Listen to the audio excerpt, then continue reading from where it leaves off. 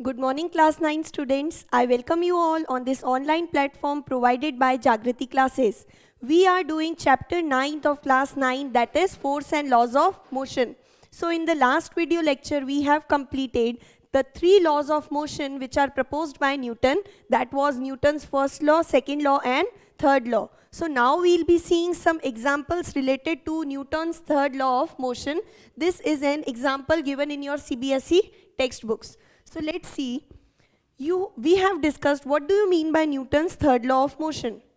So Newton's third law states that there are two forces and every action has an equal and opposite reaction. So this is basically the statement of third law of motion.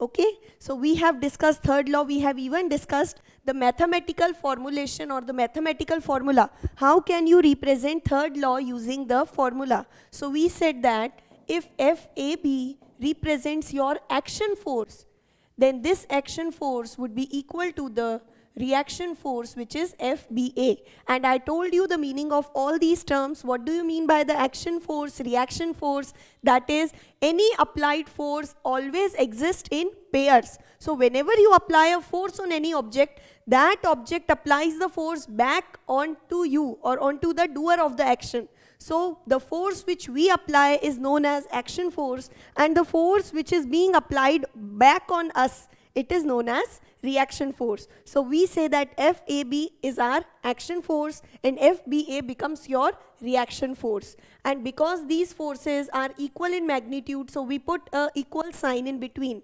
But remember, these are opposite. Opposite means they have different directions. They have opposite directions. So we put a negative sign here, and this negative sign signifies that the direction of application of both the forces are opposite.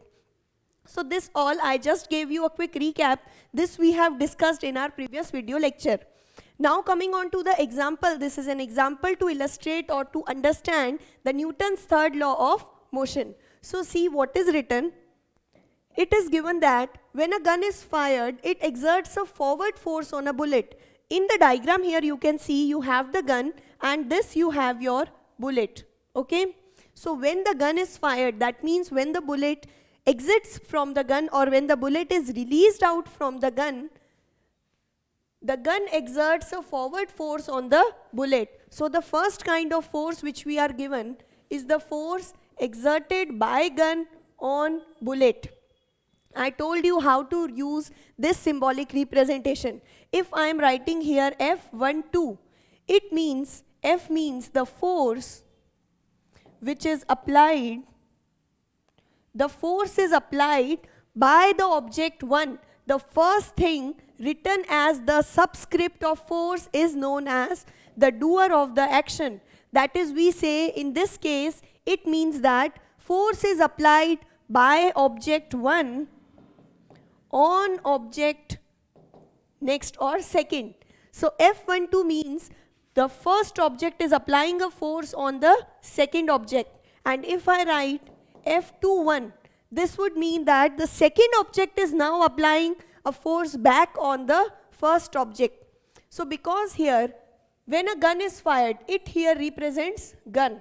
So gun is applying or exerting a force on the bullet. So we say that this force can be represented as force applied by the gun on the bullet. Okay, what is force is applied by the gun on the bullet. So by here is gun and the receiver of the force on which force is applied is your bullet. And this is given, it exerts a forward force. It means the direction of this force is what? From the gun on the bullet. So we are considering this left direction to be the forward direction here. So here the forward direction means the left hand side direction. Okay. If I am taking this to be the left hand side direction, so this FGB is being applied in the left side or the forward side. Now reading the next, the bullet then exerts and now the force is exerted by the bullet. So the next force will be force which is applied by the bullet and the bullet exerts an equal force. You know, both these forces are equal in magnitude, opposite in direction.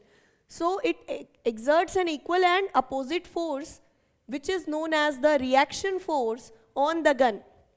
So we can show this, we can represent the force applied by the bullet on the gun, and it is given this force FBG is equal, it is equal in magnitude with the first force FGB, and it is opposite in direction, and hence this kind of force is known as reaction force.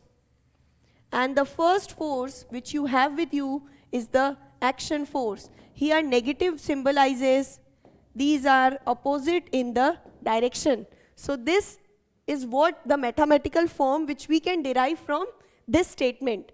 Now it is given, this results in recoil of the gun, because gun first applies a force on the bullet which is FGB towards the left hand side. I am considering this direction to be the left hand side direction, okay? We are considering this to be the left direction and this one to be the right hand side direction.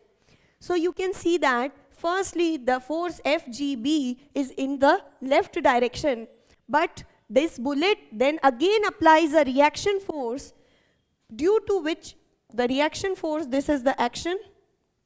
Now this bullet is again applying a force on the gun which is in opposite direction to the action force. So this becomes your reaction force. You can see both these are equal in magnitude and opposite in direction. And because whenever we fire a gun, then the bullet goes in the front, but the person who is holding the gun shifts somewhat back. So you can be asked, what is the reason for the shifting of the gun towards the backside, or this is known as recoil of the gun. So recoil of the gun means that the gun shifts somewhat to the back. And what is the reason? Because there is a reaction force which is applied by the bullet on this gun, due to which the gun undergoes recoil. And in the further questions you are also asked that what is the velocity or the speed by which the gun gets recoiled. So here you have to just understand the meaning of recoil force. Recoil force is actually the reaction force which is applied by the bullet on this gun.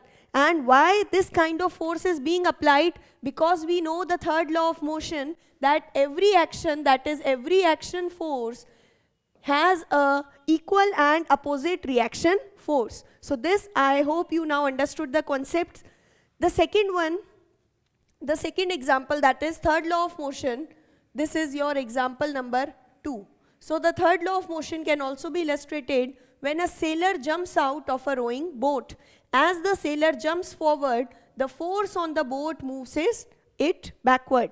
So you can see, this is again a picture from your NCERT. It is given when the sailor is jumping from the boat, then the boat is moving in the backward direction. So I hope now this is clear. Whenever you get a question in examinations regarding to explain the third law of motion by an example, so you can write any of the example and then you can state that every action has a equal and opposite reaction, and this way you can explain the example by writing it in theory as well as writing it in mathematical form. So this would give you complete marks. I hope you understood both the examples now. This is the same.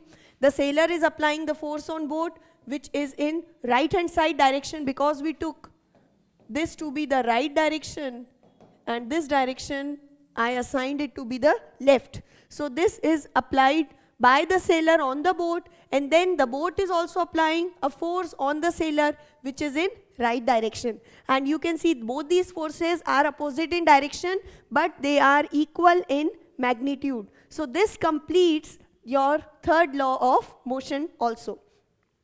Now we'll be doing a new topic which is even very important. It is a sort of derivation which you have to understand. You will be getting a question directly that derive, and then we'll be doing the numerical concept, numerical problems related to this topic. So the topic here is conservation of momentum. So we have already discussed in our previous class what do you mean by the term momentum. momentum is a physical quantity, which means product of mass and velocity. So momentum here is what? Product of mass and velocity. And you have to study the law of conservation of momentum. So firstly, we'll recap that momentum is denoted by the alphabet P, and momentum means mass multiplied by velocity, that is P is mv. So now we are doing a law based on conservation. What do you mean by the term conservation here? Conservation means when the initial value of the system remains equal to the final value. In your higher classes, you will be dealing with different laws of conservation. Like you will be dealing with law of conservation of mass, law of conservation of energy. So you have to understand the concept. What do you mean by law of conservation? Conservation means any parameter which you are dealing with, either momentum, which we'll deal with here, and you will be getting many other laws in higher classes, which would be law of conservation of mass, law of conservation of energy. So if you have to make a statement for law of conservation, you can say that the parameter, the physical quantity remains conserved. Like here I can say that the momentum remains conserved. Conserved means the momentum of the system initially is equal to the momentum of the system at the final state. So we can write law of conservation of momentum. It states that initial momentum, or you can write total initial momentum. Total initial momentum is always equal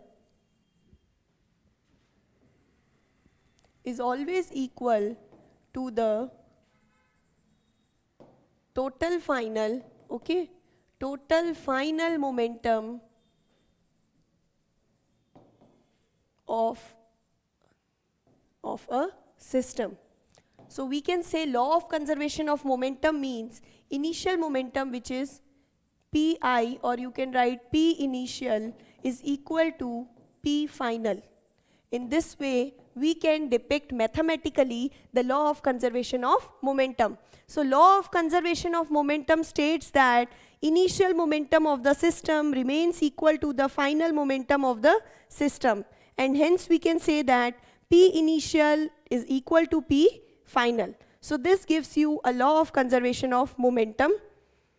You can also say that this law is applicable when there is no kind of any external force, external unbalanced force should not act on this object or the system. So you can add that this law states total initial momentum is always equal to the total final momentum of the system when no kind of external unbalanced force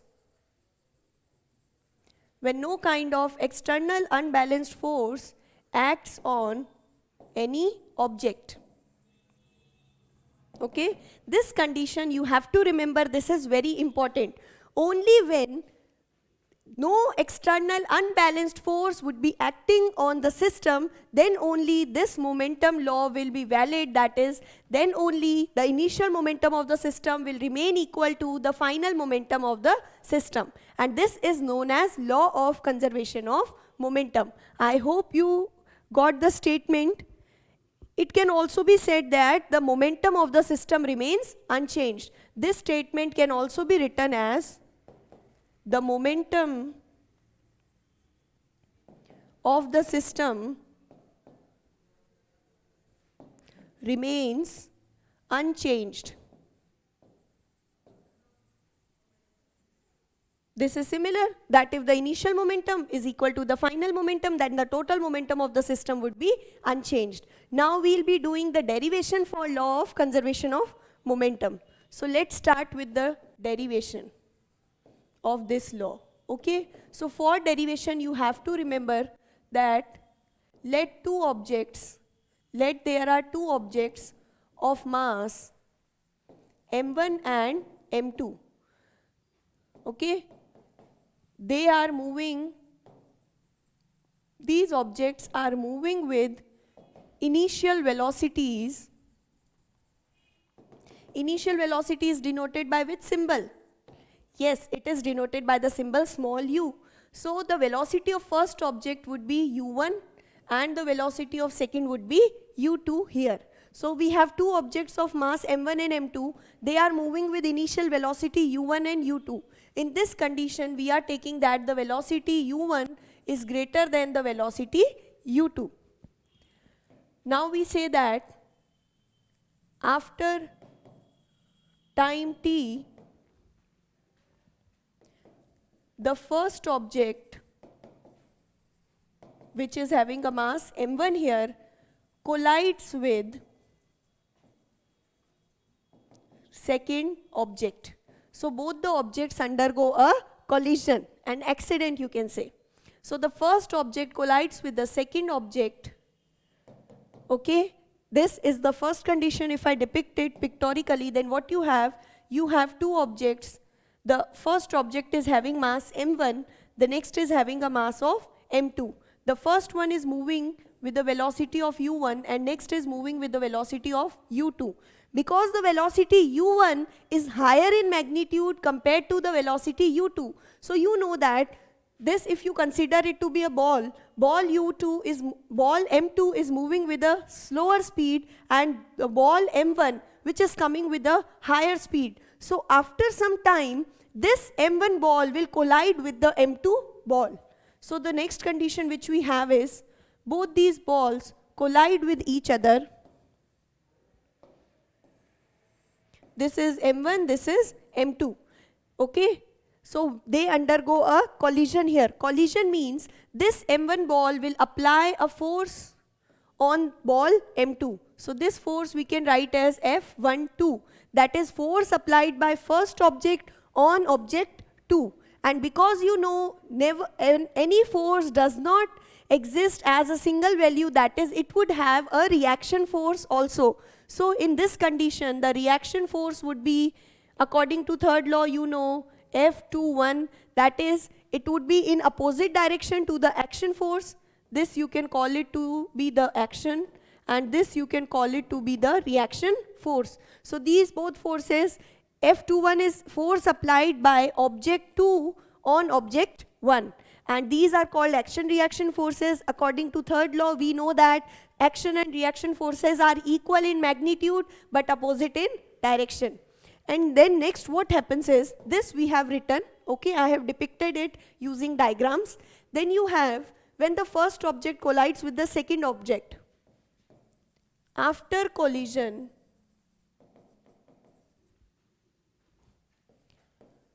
both the objects, after collision what happens? Both the objects move with final velocities v1 and v2. So now you have next what? This is the first condition. When the two objects are initially moving, then they undergo a collision. And next what you have is both these objects, now they again start to move with different velocities, that is the final velocity v1 and v2. So this is the assumption which you have to make, that let's consider you have two objects A and B. Both these objects are moving with initial velocities u1 and u2. After collision, their velocities become v1 and v2 and the time taken for the whole journey to be traveled is time t. Now we'll be seeing that how to do the derivation. So firstly you have to write this and then we'll start actually the mathematical form of the derivation. So we write initial momentum. Now we are finding the initial momentum. And I told you the formula for momentum is mass into velocity. So here the initial momentum of object 1 would be what? Initial means in this condition, this is the initial condition and this is the final condition of the system. So this we have the final condition, whereas this shows you a initial situation. So for writing the initial momentum of first object, it would be mass of first object multiplied by velocity. So this would give you m1 multiplied by u1, and it can be written as m1 u1. Now we are writing the initial momentum of object second. So initial momentum of object second would be mass of object second multiplied by velocity, that is m2 u2. Now you have in this system you have two objects, m1 and m2. We say that total momentum of the system, that is total initial momentum, is equal to the total final momentum. So now we have found the initial momentum, we have to find now total momentum. So how we'll be finding the total momentum? You just have to add both of these initial momentum, so you will be getting the total initial momentum of this system. So now if I add my equations first and second, so we'll be continuing that, add equations 1 and 2. When you add both these equations, what you will get is m1 u1 plus m2 u2. This would be your equation. So this would give us what? The total initial momentum. This provides you the total initial momentum of the system. In the same way, if we find the total final momentum, then total final momentum of the first, total final means final momentum of the first object with final momentum of the second object. So it would be m1 v1 plus m2 v2. This would be the final momentum of the system or of both the objects. I hope you understood this, that how we are writing this. Okay? So this would be the total final momentum. Now for continuing the derivation, as you know from the third law, if we again see the diagram which we have made. Okay. This diagram we have made. So in this intermediate condition, when the two objects were colliding, from this condition we can say the force 1, 2 is equal in magnitude and opposite in direction to the force 2, 1. So we'll be using this in our derivation now. So we say that when objects undergo collision, when the objects undergo collision, then according to the third law of motion, what we have?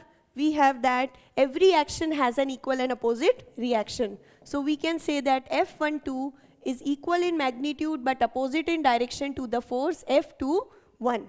So according to the third law of motion, you can write F12 is equals to negative of F21. I hope this is clear. If you have any confusion regarding this equation, you can see the video lecture where I explained Newton's third law of motion. Okay, then you will be easily able to do that. That why we are using a negative sign, why we are using them equally, what do you mean by the terms F12 and F21? Now we say that this force, if you have done the second law of motion, you know that force is directly proportional to rate of change of momentum. In the second law of motion, we have done that force is directly proportional to rate of change of momentum. And rate means you have to divide the term by t. So force would be rate means divided by t. And change of momentum is what? P final minus P initial. So this force, if you have to find, then the force would be equal to P final minus P initial divided by the time t, that is force is directly proportional to rate of change of momentum. And this conclusion we are taking from the second law of motion, that is in fact the statement of second law. So for finding the force, you say that force is directly proportional to rate of change of momentum. Okay, so now we say that F12, that is the force of first object, if we need to find, then it would be directly proportional to what? Rate of change of momentum of the first object. So the final momentum of first object is what? the final momentum of first object is m1 v1. So this would be proportional to m1 v1. Then you have to write p final minus p initial. Initial momentum of the first object is, p initial is what? Mass of the first object multiplied by initial velocity u1, and then you have to divide the term by time t. Similarly, you can find, for finding the force applied by second object, you have to find the final and initial momentum of the second object. So for this, the force F21 would be what? What is the final momentum of second object? So final momentum of second object is mass of second object multiplied by final velocity. So here you have m2 v2 minus p initial. What is the initial momentum of second object? So initial momentum of object second is m2 u2. That is mass of object multiplied by velocity. So it would give you m2 u2, and for finding the rate of change you have to divide this equation by t. So now if I put this equation as my third equation and this to be the fourth equation, so now you have to substitute the values of f12 and f21 in equation fourth. Okay, in place of f12 you will write this equation, and in the place of f21 you will be writing this value. So let's substitute these values in fourth equation. So what you will be getting is,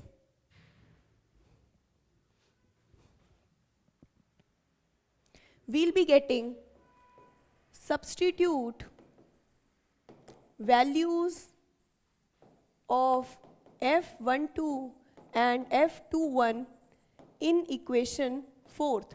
When you substitute the values, you get, we had f12 equals to negative of f21.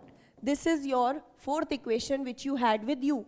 Now f12 was p initial, you have to write momentum of the first object as we did. So we'll be writing m1 v1 minus m1 u1 divided by t. You can see that this value we obtained, see, f12 was equal to m1 v1 minus m1 u1 divided by t. So the same we have written, m1 v1 minus m1 u1 divided by the time t. Now you have to put an equals to sign, then you have a negative sign, and the value of f21 you can see the value of f21 is what? m2 v2 minus m2 u2 divided by the time t. So we'll be writing mass of second object, final velocity of object, minus mass of second object, initial velocity of the object divided by the time t. So you get this equation.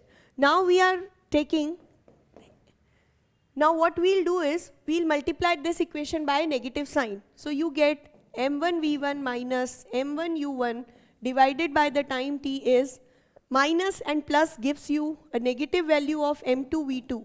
Whereas this minus multiplied by this minus gives you a value of plus. So you get plus m2 u2, and this is divided by the time t. Now what we are doing, see, you have time t here, so you can cancel out the time t from both the sides of the equation. So you are left with the equation m1 v1 minus m1 u1 minus m2 v2 plus m2 u2.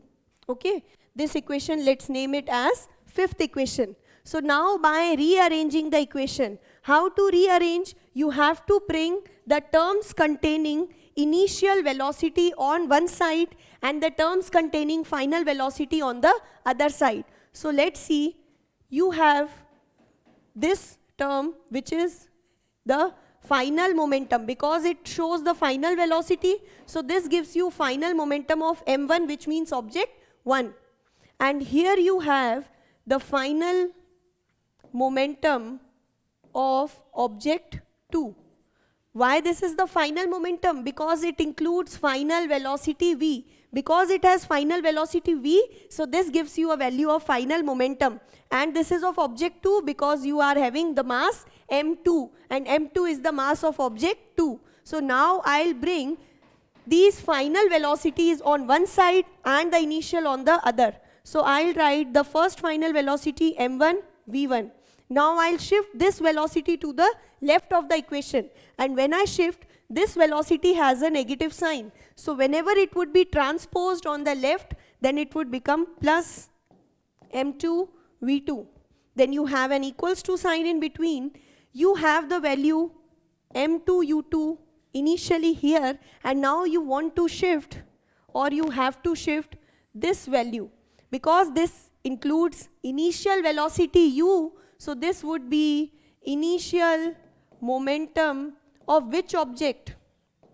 Correct, of object 1, because we are having m1. m1 is the mass of first object. This means this whole value is the initial momentum of object 1. Now shifting, this value contains a negative sign. When this would be shifted or transposed, then it would be plus m1 u1. Now if you carefully observe this equation, that is equation 6th, so you can see m1 v1 plus m2 v2 gives you a total value of what? Okay, m1 v1 plus m2 v2. See, I have written it. m1 v1 plus m2 v2. This is giving you a value of what? This value you have obtained on the left hand side of the equation. So this value is for the total final momentum of the system. So we'll be writing that this value signifies the total final momentum of system, and the total final momentum of the system is equal to m2 u2 plus m1 u1, or you can say m1 u1 plus m2 u2. And this is what? If you remember, m1 u1 plus m2 u2, this was the total initial momentum of the system. It means that the value m2 u2 plus m1 u1 is total initial momentum of the system. And hence we have done the complete derivation of law of conservation of momentum. See, at last we have got total final momentum is equal to total initial momentum, and you can reciprocate it. You can say that total initial momentum of the system is always equal to the total final momentum of the system. And this was in fact the statement of the second law of, this was the statement of law of conservation of momentum. I hope you have understood all these. So let's move on to the question. So this is the first question, the in-text question, the last given at the end of the chapter. These are the last one of the in-text question. So the first one here you have, if action is always equal to reaction, explain how a horse can pull a cart. So the answer would be according to the third law of motion. Okay. Now I'll not be writing the answer as a whole. You have to understand the concept. You are given that if action force is always equal to the reaction force, which is actually the statement of third law, then how a horse can pull a cart? Let's suppose this is the cart you have, and with this you have a horse here. Okay, I can draw a horse here. Okay, so I'm drawing just a rough sketch. So you have a horse, you have a cart. We are given how many types of forces will be applied here. First, the horse will apply a force on the ground. So this horse will apply a force on the ground, and then the ground will again apply the force on this horse, due to which the horse would move forward, and hence it would be able to pull this cart. So you have to write this answer in this question. Now moving on to the next question which we have. Explain why it is difficult for a fireman to hold a hose which ejects a large amount of water at a high velocity. Hose is that thick long pipe from which the water comes out. The fireman from the fire brigade, the hose is attached. Okay, it is not horse, it is hose here. So it is given why it is difficult for the fireman. Let's suppose you have a fireman here, and this fireman is holding a hose which is a very thick pipe. Now from the hose you have the water coming out, and this water is coming out with a high velocity. We know that water comes out with a high velocity because you have high velocity, which means that the momentum of water is also high. So we say that momentum of water here is also very high. And because the momentum of water is high, we say that rate of change of momentum is directly proportional to force. So we can write that because the momentum is high, hence the force applied by water will also be very high, very large. And because this water, when it comes out from the hose or from the pipe, it applies a large force, that is a large reaction force on this hose. And because this hose gains a large force, it experiences a very large force, or you can say it experiences a very large amount of momentum. And due to this large amount of force or momentum, the hose is shifted back with a higher speed, and this makes the fireman to feel difficult to place the hose or to make the hose to be in place. So this is the answer that is based on again your second law. Now see, you have a question from a rifle of mass 4 kg. So we are given rifle and bullet. You have two things. Rifle, let's suppose this is object 1 and the bullet is your object 2. So rifle, mass of rifle, that is M1, is 4 kg. Then a bullet of mass 50 gram, that is mass of bullet M2 is 50 grams. If you convert this into kg, then you will be getting 0.05 kg. Okay? Then it is given, it is fired with an initial velocity 35. So the velocity of bullet V2 is given 35 meter per second. And you are asked to find the recoil velocity of the gun. We have seen that the gun will experience a recoil velocity. So you have to find V1. How to solve this question? You will say that initial momentum, okay, we'll say that total momentum of the system would be conserved or would be equal. So we say that momentum of the rifle is equal to momentum of bullet. M1 V1 is equal to M2 V2. Now substitute the values you have. 4 into V1 gives you 0.05 into V2. Okay, the value of V2 is again with you, that is 35. And now you can find the velocity of the rifle, that is the recoil velocity, 0.05 multiplied by 35 divided by the value 4. And once you solve this, you will get the initial, the velocity of the rifle. Now see, we'll be discussing this question. I'll not be solving it completely. I'll just tell you the concept. You have two objects. The mass of first object is 100 grams. And the mass of second object M2 is 200 grams. You have to convert all the units in the SI units, which means it would be 0.1 and this would be 0.2 kg. Now next we have, these objects are moving in the same line, same direction with the velocity of 2 and 1. So the initial velocity is 2 meter per second and initial velocity of second is 1 meter per second. Next you have the same, that is they will collide because you see the initial velocity u1 is greater than u2. So these two will collide, and then after collision the first objects move with the velocity of this. So final velocity of first object is 1.67 meter per second. After collision you have the final velocities. So you have to determine the final velocity of second, that is you have to determine V2 here. So we have converted all the given values in their SI units. Now we will be using total initial momentum is equal to total final momentum. That is from law of conservation of momentum. We have seen this now.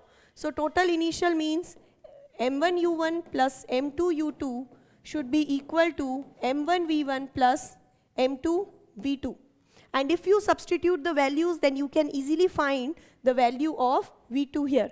I hope this is clear. Do practice such type of questions, okay? Based on law of conservation of momentum, you will find some questions given at the back of the chapter, that is exercise, in the portion exercises. So I hope now you can substitute all the values in this equation. Then you have to transpose the values and you will get the answer. And the answer for V2 which you will get its unit would be meter per second. That is the SI unit. So I hope this chapter is clear. We have completed all the theoretical concepts as well. I have told you some of the important questions. Now the remaining questions you should practice more and more so that you will be perfect in your skills. Thank you for joining today's class. I hope you enjoyed this video. So stay tuned. We'll be completing class 9 science syllabus. Okay, and if you have any sort of doubt, you can contact us anytime. Thank you.